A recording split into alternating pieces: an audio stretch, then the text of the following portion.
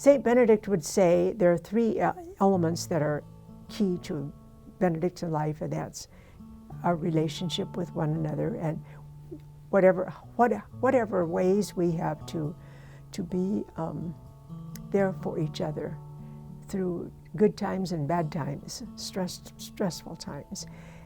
And then prayer and hospitality. How do we welcome each other, first of all, in community, but then how do we welcome guests? How do we say, our house is here, you can find peace here, you can find quiet here and silence here. So, I first came here for a visit in 2008, and I actually physically moved into the monastery as a postulant the following August. Well, it had been August of 2009. So as far as actually being a sister, we go through the different stages of formation. So I moved in as an affiliate, became a postulant a few weeks later, and then became a novice the following August, and first professed the year after that. So 2011, you actually become a professed sister. 40, let me see, since 1948. So my senior brain doesn't do the math real well. 48. I've been a sister since 1957, so I celebrated my 60th this past summer.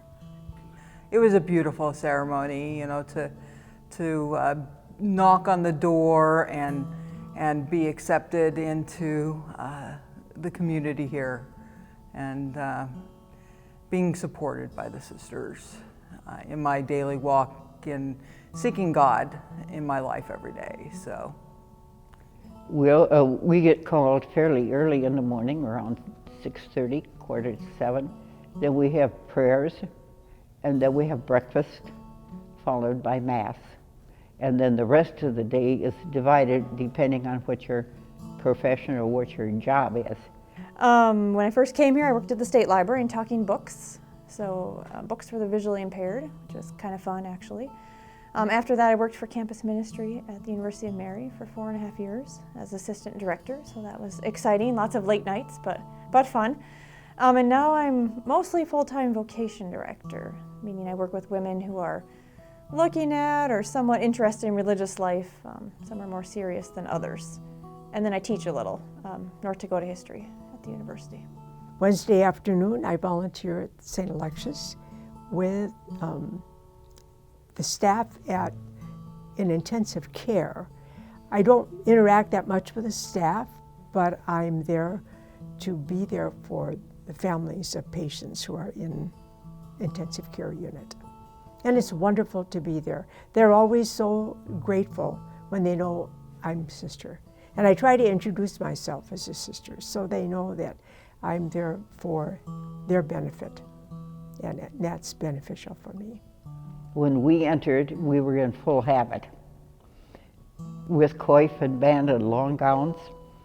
Okay, now we dress like civilians, but they can tell us, because usually they look for a symbol of the church. Many wear I wear the cross. Many wear the medal, the Benedictine medal, to indicate that we are religious people. It's kind of bookends our day. So we do morning prayer and we do evening prayer together each day, and sort of that, sometimes, not always, but sometimes when we're singing really well and that blending of our voices together as we sort of raise our voices to God, it just kind of gives me tingles sometimes. We would never go a day without any kind of prayer. We always have prayer together. Morning, noon, and evening. One of our vows is stability.